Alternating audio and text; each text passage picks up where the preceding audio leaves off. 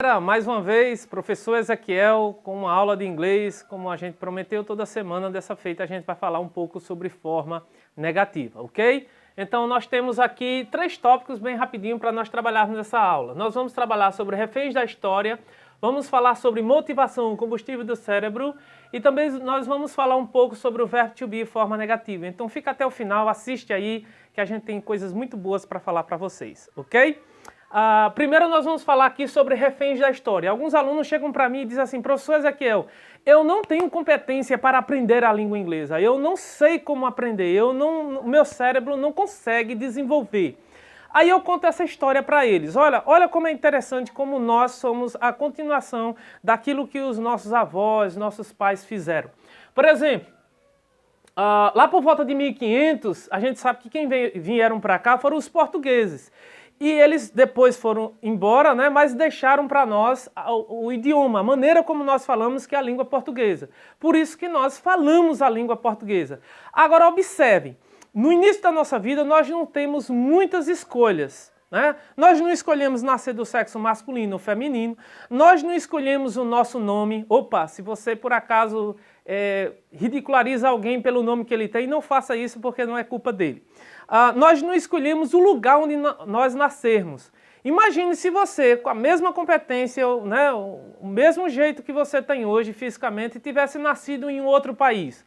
Ou se lá por volta de 1500 tivesse vindo, sei lá, os ingleses para cá. Que idioma você falaria hoje?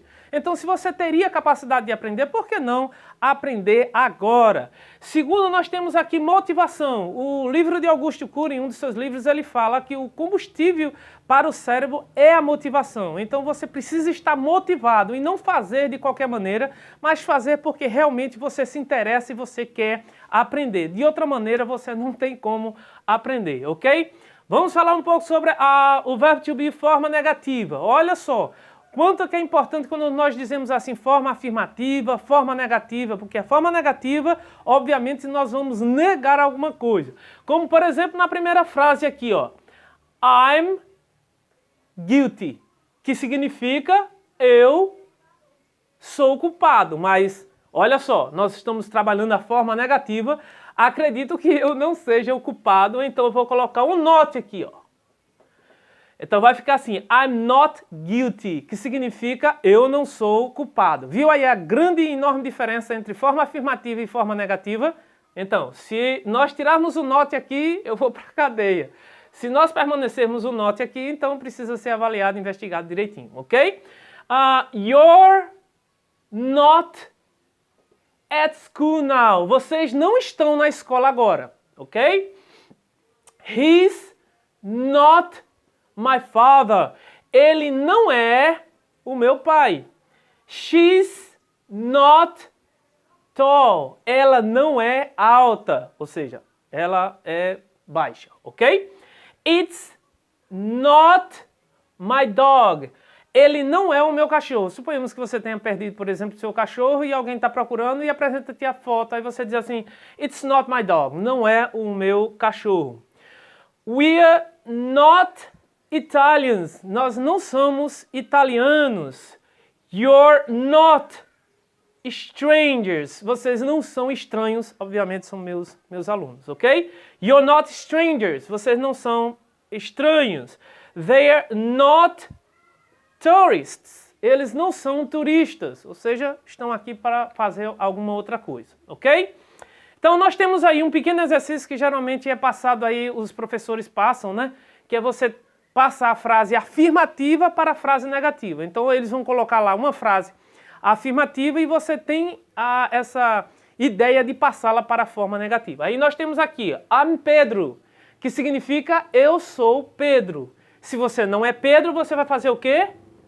Você vai colocar um not depois do verbo to be. Então você vem para cá e coloca I'm not Pedro, ok?